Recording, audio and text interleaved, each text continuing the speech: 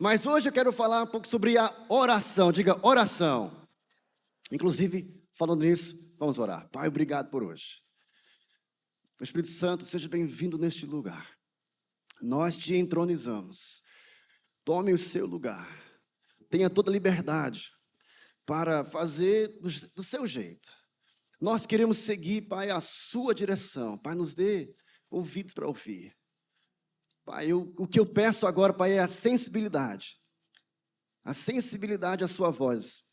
Nós possamos ser, Pai, sensíveis à sua voz, ao seu sussurro, Pai, realmente para poder ouvir e obedecer o que o Senhor tem para falar com a gente hoje pela manhã. É tão gostoso, Pai, poder falar, conversar com o nosso Criador, o Rei do Universo, o Todo-Poderoso, mas ao mesmo tempo o mais íntimo dos íntimos, o nosso melhor amigo. E é um privilégio poder ter essa intimidade contigo. Não precisamos mais de um sacerdote, porque nós somos agora esses sacerdotes que nós podemos ter e cultivar essa intimidade diretamente contigo.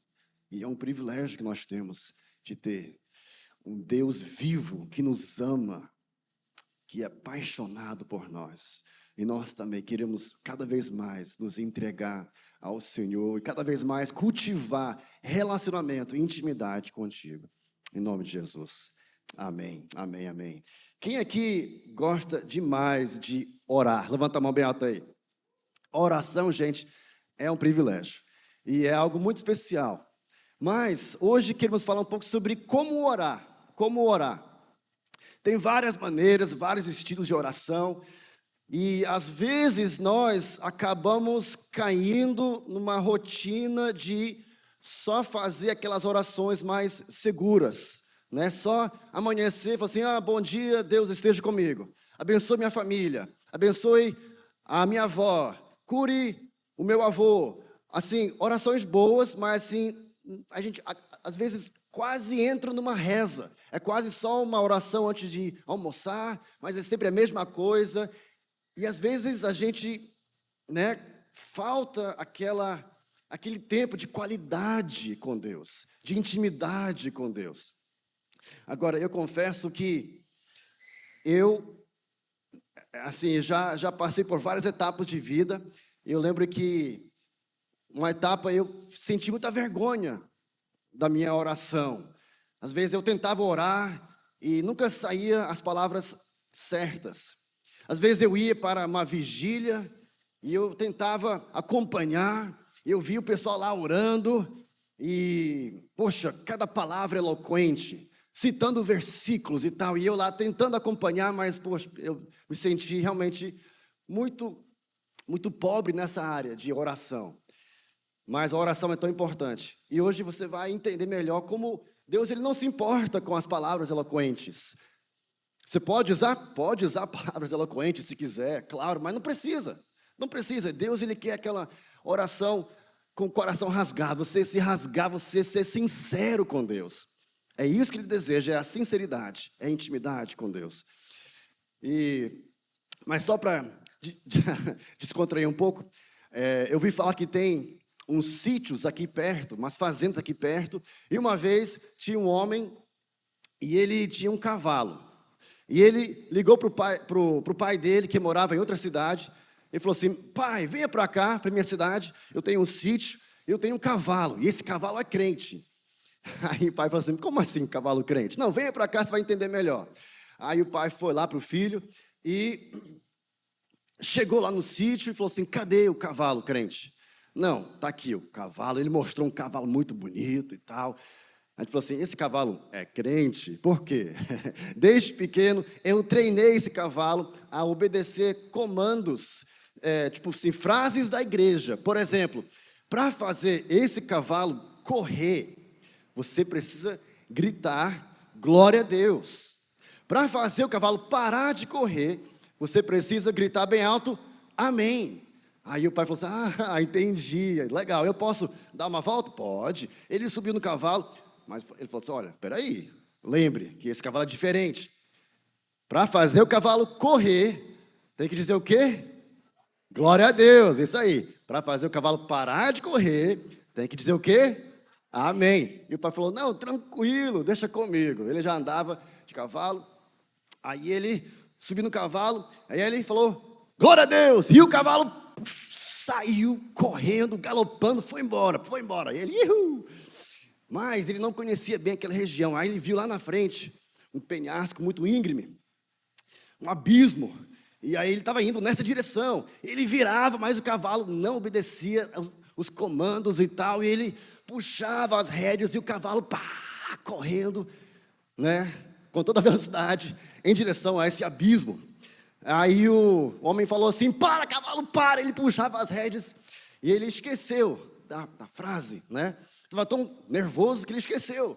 Aí ele lembrou, é alguma frase da igreja. Aí ele lá, tentando lembrar e tal, ele falava, Deus é maravilhoso. E nada, o cavalo, aí ele, o encontro é tremendo. E o cavalo correndo. E ele lá, desesperado. Finalmente, ele viu que ele ia cair e ele ia morrer. Aí ele orou, né? Uma oração perigosa. Ele fez uma oração aí, Deus, por favor, faz o cavalo parar agora em nome de Jesus. Amém. Na hora que o cavalo ouviu o amém, ele parou bem na beira da morte. Aí o homem falou assim, olhou, glória a Deus!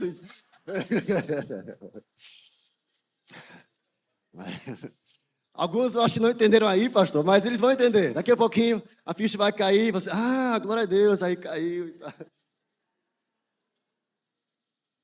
Mas é só brincadeira. A importância da oração, né? Em Lucas 18:1, Jesus contou aos seus discípulos a seguinte parábola, para mostrar-lhes que eles deveriam orar sempre. Diga isso, orar sempre. E nunca desanimar. Orar sempre, continuamente, conversando com Deus, orando e orando.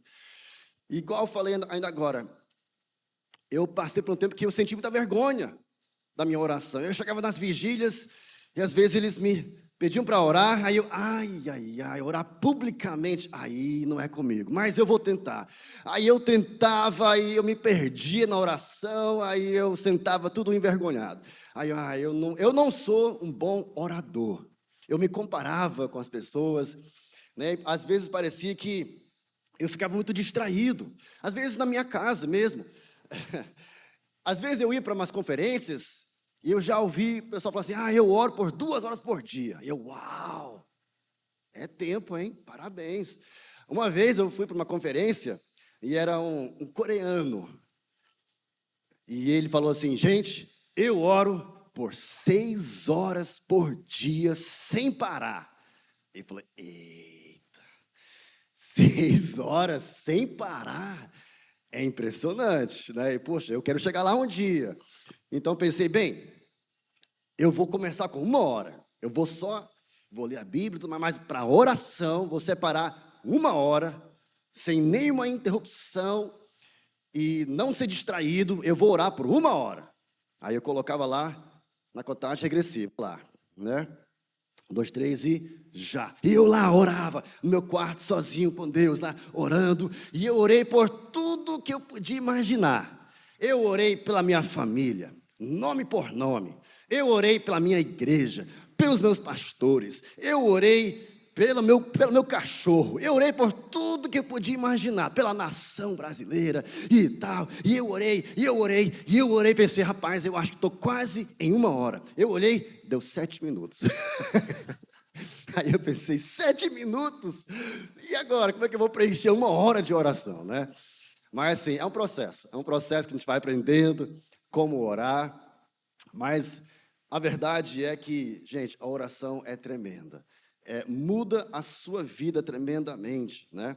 E tem um livro que eu li, que eu até quero recomendar, indicar para vocês, se você quiser ler, é do Bob Sorge, que o nome é O Segredo do Lugar Secreto. O Segredo do Lugar Secreto. Se você gosta de ler, eu quero indicar esse livro aí, O Segredo do Lugar Secreto. E sabe, igual eu falei, Deus, ele fala, ele explica que ele odeia aquelas orações grandiosas só para se mostrar. igual os fariseus faziam nas esquinas, orando, bradando com uma voz alta, mas para ser reconhecido. Deus não gosta dessa oração. O que Ele gosta? Daquela oração sincera. Diga assim: Deus ama a minha oração sincera. Uma oração autêntica. Quando você rasga o coração e é muito sincero com Deus.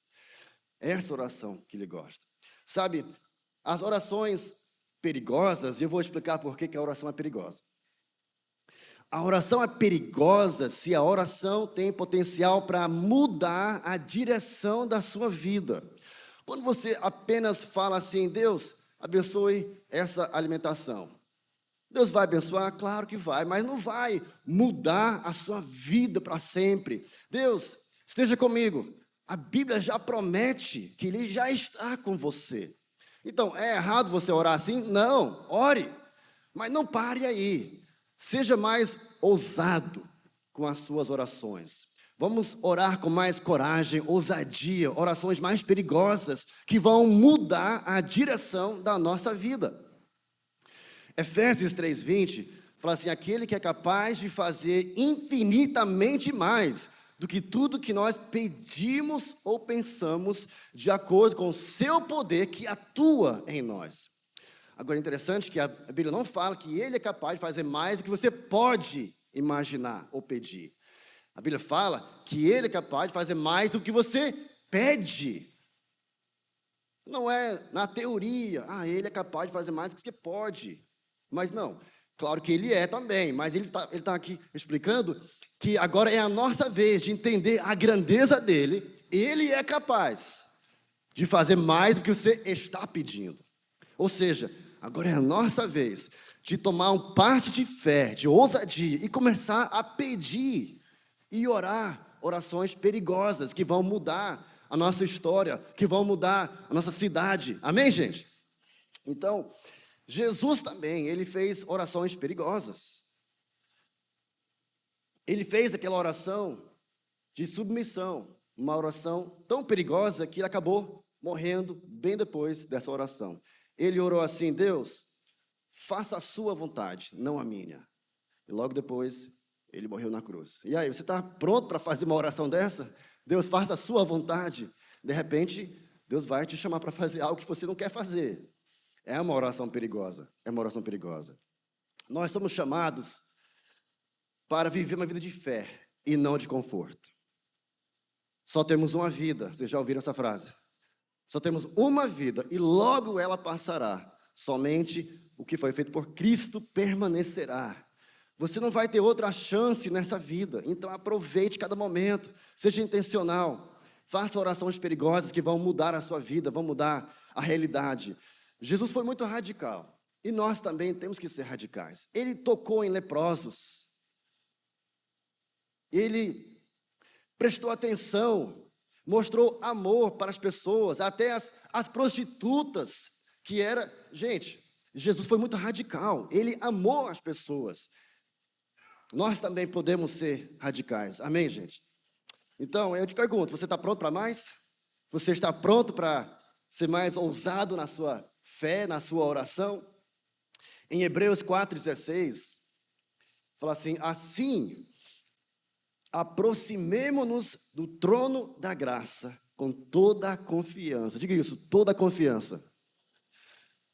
Confiadamente, nós podemos hoje aproximar o Rei dos Reis, confiadamente. Por quê? Por causa que você é um homem, uma mulher boa, um homem bom? Não. É porque Jesus, Ele já pagou esse preço. E por isso você deve aproximar confiadamente, porque já foi pago o preço. Se você não aproximar o seu Criador confiadamente, é porque você não acredita que foi suficiente o sacrifício de Jesus por você. Se você crê que Jesus morreu por mim, então Ele pagou o preço, então por isso eu vou aproximar confiadamente o meu Senhor. E eu vou pedir com ousadia, com coragem. Por quê? Não por causa de você, por causa do preço que foi pago por você. Amém, gente? Vocês estão me entendendo? Diga amém. Então, vamos ver aqui algumas orações perigosas, tá? A primeira aqui é em Salmo 139, 23 e 24. Que a primeira oração perigosa é sonda-me, né? Vamos lá. Sonda-me, ó Deus, e conhece o meu coração. Prova-me e conhece as minhas inquietações. Vê se em minha conduta algo te ofende e dirige-me pelo caminho eterno. Então vamos lá, sonda-me. Agora, tem cuidado. Ao você fazer uma oração igual a essa, sonda-me. Sabe o que vai fazer? Deus vai fazer? Ele vai te sondar. E ao te sondar, provavelmente, ele vai achar alguma coisa que tem que ser tratado. Quem aqui é perfeito? Levanta a mão. Ninguém. Então, ao sondar o coração, ele vai encontrar algumas coisas que precisam ser tratadas. E às vezes, a gente não quer ser tratado. Isso pode doer. Ele fala assim, sonda o meu coração. Sabe que o nosso coração é enganoso. Às vezes a gente pensa que a gente é alguma coisa, mas o nosso próprio coração está nos enganando. Em Jeremias 17:9, fala que o coração é o mais enganoso que qualquer outra coisa, e a sua doença é incurável. Quem é capaz de compreendê-lo? Às vezes nós nos convencemos de uma realidade que não é a verdade, porque o coração nos engana. O nosso próprio coração engana a gente. A gente fala tanto uma coisa que a gente acredita naquela coisa, mas nem é verdade. Por exemplo, não, eu não falo mal de ninguém, eu não sou fofoqueiro, mas às vezes eu comento no WhatsApp, no Instagram, porque eu quero falar a verdade, mas eu falo mal porque é verdade. Gente, escreva essa frase aí. Tudo que você for falar tem que ser verdade, mas nem toda verdade você precisa falar. Vocês entenderam essa frase aí, gente? Tudo que for falar tem que ser verdade, não pode mentir. Mas nem toda verdade tem que ser falado. Temos que vigiar a nossa boca. Mas a gente pode pensar, não, mas é verdade, por isso que eu falo. Eu estou criticando, mas é porque é verdade. E você está se auto-enganando, dizendo, eu não sou fofoqueiro, mas eu só falo porque tem que ser falado, isso. Você vai se convencendo que você está certo, porque o coração é enganoso.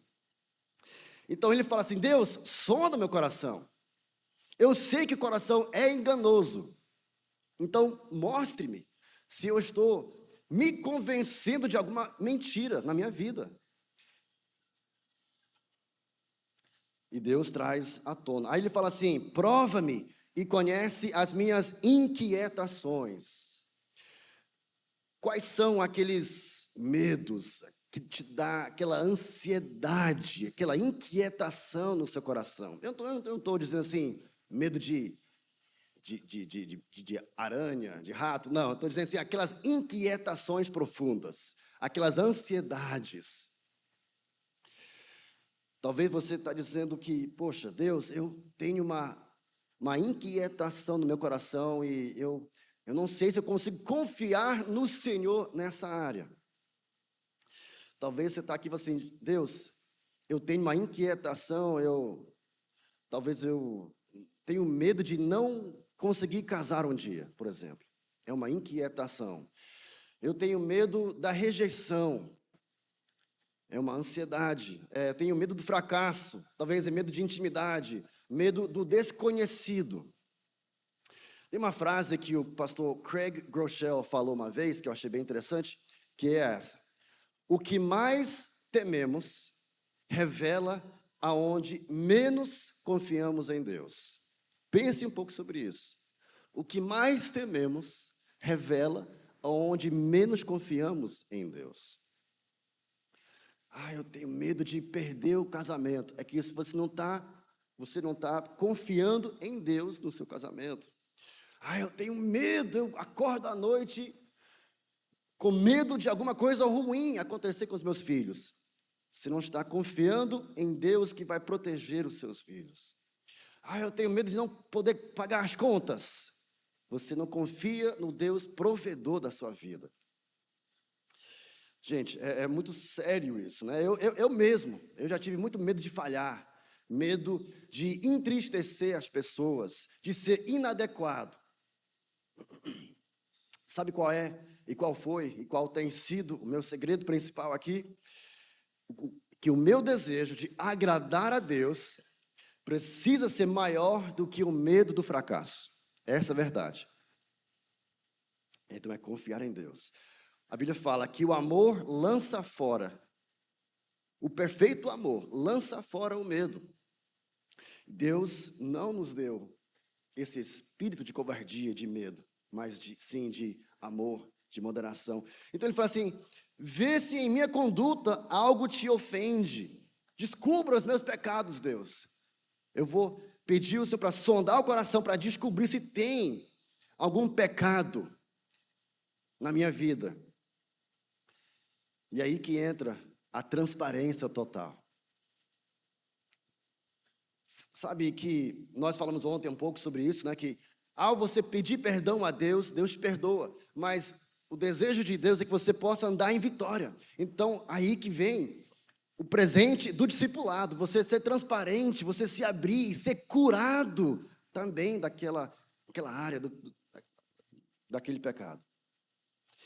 E aí ele fala assim: e dirige-me pelo caminho eterno. Essa é a solução. Deus, que o Senhor possa me dirigir.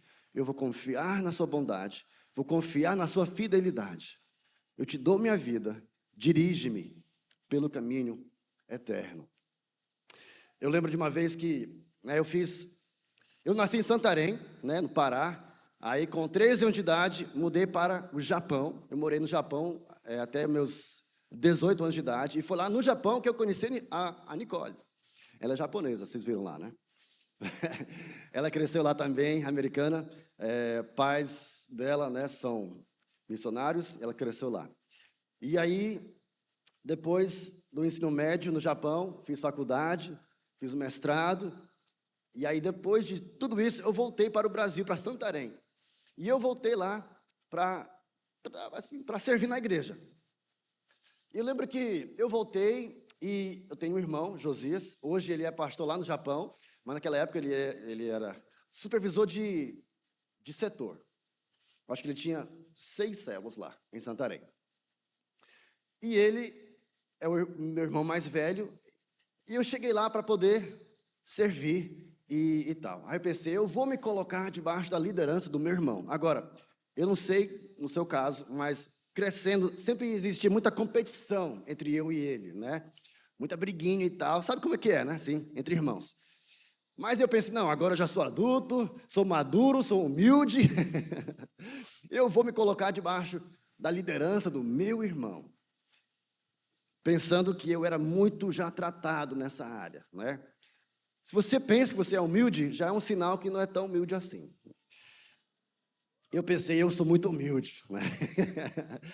E eu cheguei lá, e eu comecei a congregar lá, né, no Life Group dele, e chegou um ponto que finalmente multiplicou e eu comecei a liderar um Life Group, debaixo da supervisão do meu irmão.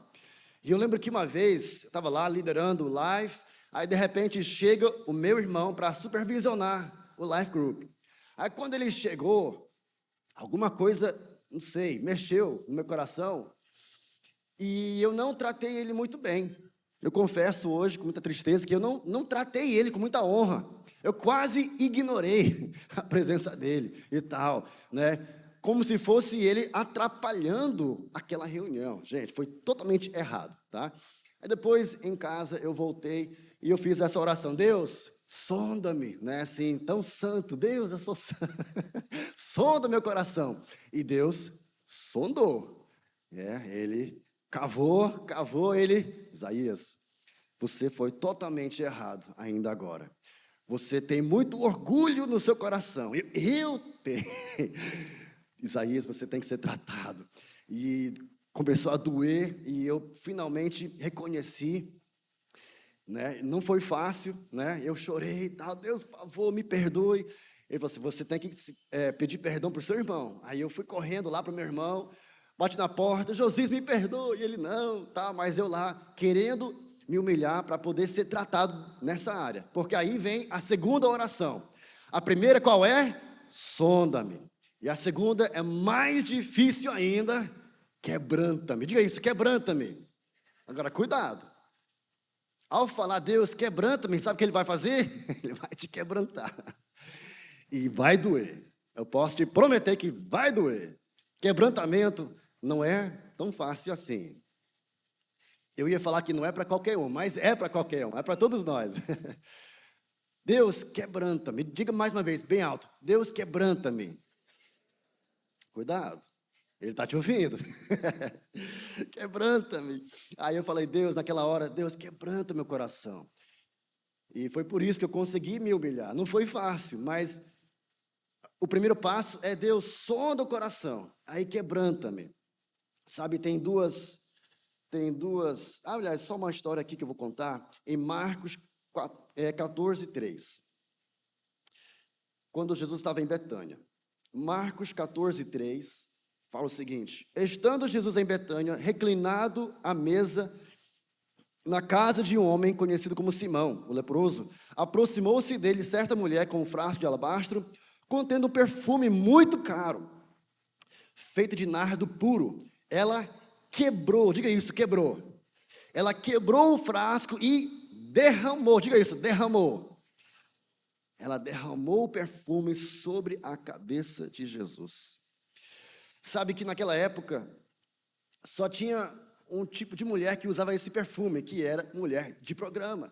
E ela, ao quebrar esse frasco e derramar tudo sobre Jesus, ela estava declarando para o mundo: olha, de hoje em diante, eu estou virando as minhas costas para essa vida e eu estou me derramando o meu passado e o meu presente nas tuas mãos, Jesus. Tenha o seu lugar na minha vida. Eu acho isso muito incrível. Esse frasco aqui era muito caro. Era o valor de um ano de salário. Então, você pode imaginar, um frasco, né? Não sei quanto é um salário de um ano, mas milhares de reais. De repente, ela quebra isso e derrama tudo de uma vez só na cabeça de Jesus. E sabe, é exatamente isso que nós também temos que fazer. Pegar o nosso passado, pegar o nosso presente, o nosso futuro e derramar sobre a cabeça de Jesus. E dizer: Jesus, quebranta-me. Eu quero ser usado por Deus. Na verdade, essa é uma oração de entrega. Ao você falar assim, Deus, quebranta-me, você está dizendo, Deus, eu estou te entregando tudo que eu sou, tudo que eu era e tudo que eu vou ser no futuro. Quero viver uma vida transformada e quebrantada. E a terceira e a última oração perigosa. Qual a primeira? Quem lembra? E a segunda? E agora a terceira, você já pode imaginar qual é? Envia-me. Diga isso, envia-me. Usa-me. Agora o negócio ficou mais sério. Porque agora você está dizendo, Deus, agora eis-me aqui. Eis-me aqui, sonda o meu coração, quebranta-me e agora eis-me aqui, pode me usar. Agora, essa oração é uma oração diária, diga isso, diária.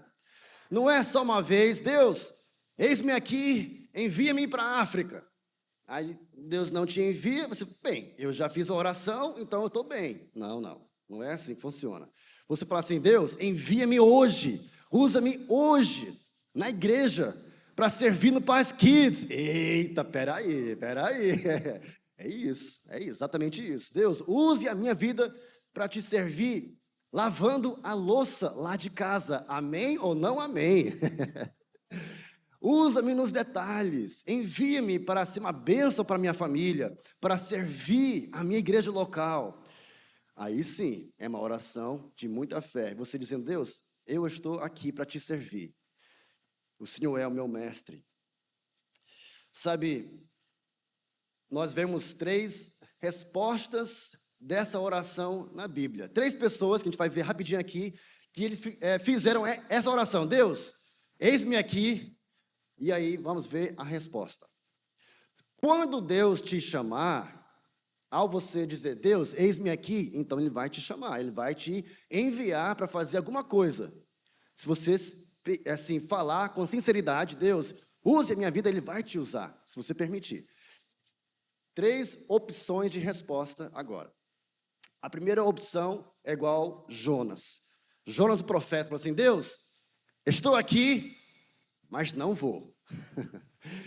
Falou assim, Deus, eis-me aqui, eu sou profeta, use a minha vida. Então Deus falou assim, você quer ser usado? Então, Jonas 1, 2 e 3. Falou assim, vá depressa à grande cidade de Nínive e pregue contra ela, porque a sua maldade subiu até minha presença. Mas Jonas fugiu. Ele fugiu da presença do Senhor. Ou seja, ele falou assim, Deus, eis-me aqui, eu sou profeta, use a minha vida. Mas quando Deus chamou ele, falou assim, aqui estou, mas eu não vou.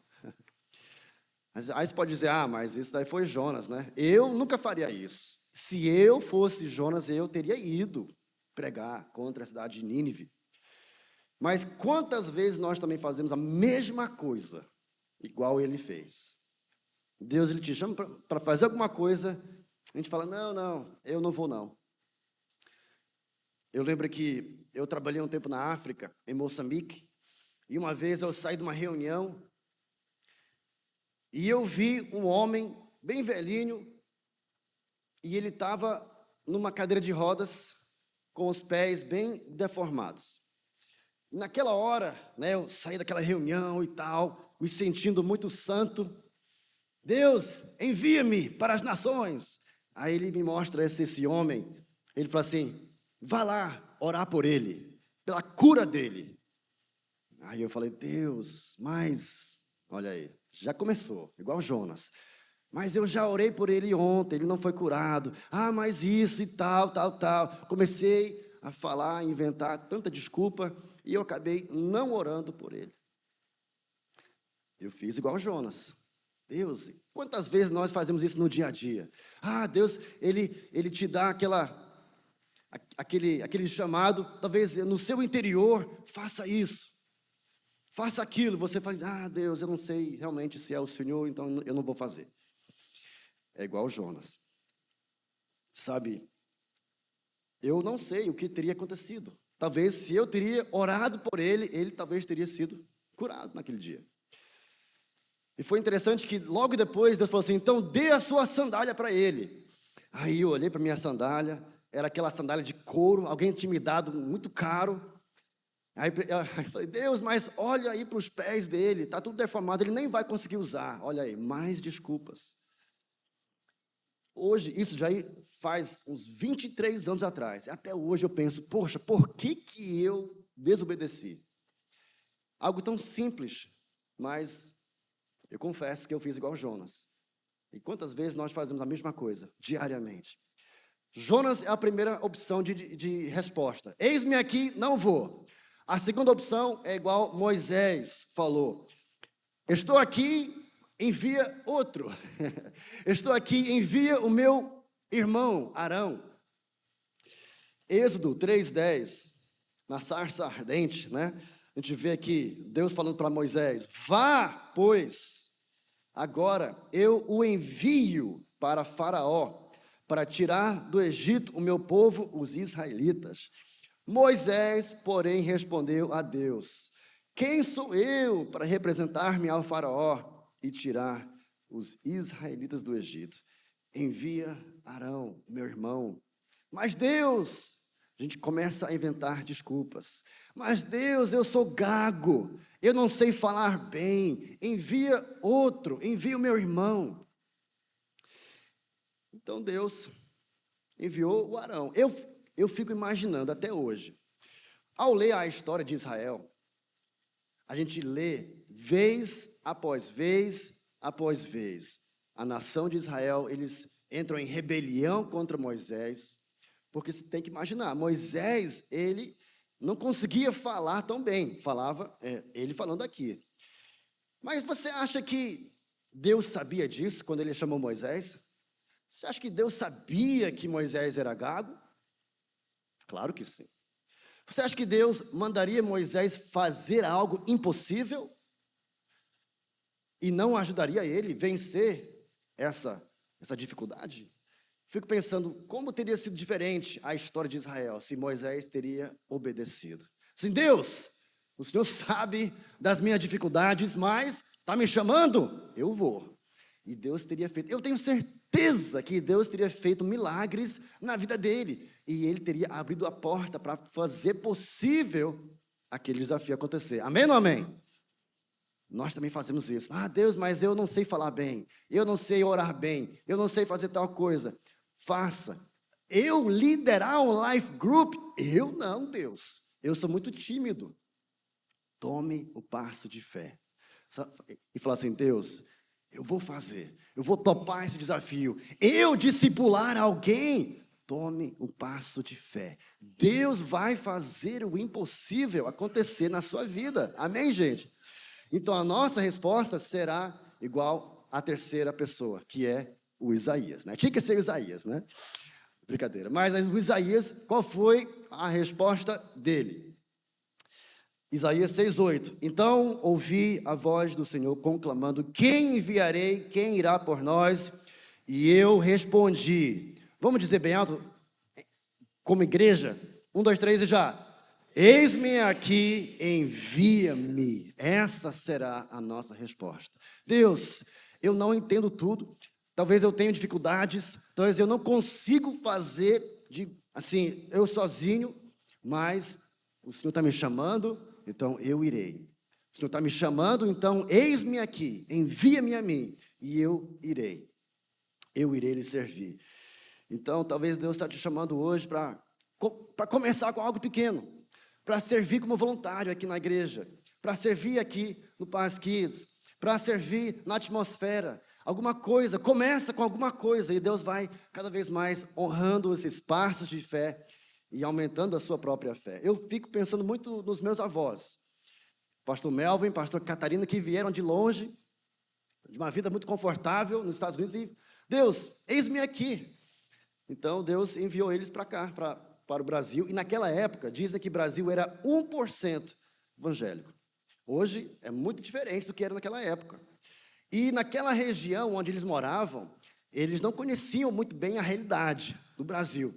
Então, toda a família, os vizinhos falavam, cara, vocês são doidos, loucos, deixando esse conforto, essa segurança aqui para morar no Brasil. Eles não conheciam a realidade. Mas eles falaram, Deus, eis-me aqui, está me chamando? Eu vou, eu irei. Os meus pais também para Santarém, lá na Amazônia, igual eu falei ontem à noite, que nós morávamos num barquinho pequeno de madeira por muitos anos, lá na Amazônia. Por quê? Porque Deus está me chamando? Eu irei, eu irei. Sabe, eu ouvi uma história uma vez de um certo homem que ele pastoreava uma igreja pequena no interior, e depois de cada culto, ele encerrava o culto e tal, aí ele ia lá para a porta para dizer tchau, bom dia e tal, aí passava o pessoal, aí um dia um homem passou, pegou na mão do pastor, e o homem falou assim, pastor, a minha resposta sempre será assim, tá? Aí o pastor não entendeu, mas amém, irmão, tchau, boa semana. Aí outra semana, mesma coisa, o homem veio, pegou na mão do pastor, disse, pastor, a minha resposta sempre será assim. Amém, irmão. E a terceira vez, a mesma coisa. Aí o pastor falou assim, meu irmão, vamos almoçar amanhã, vamos tomar um café?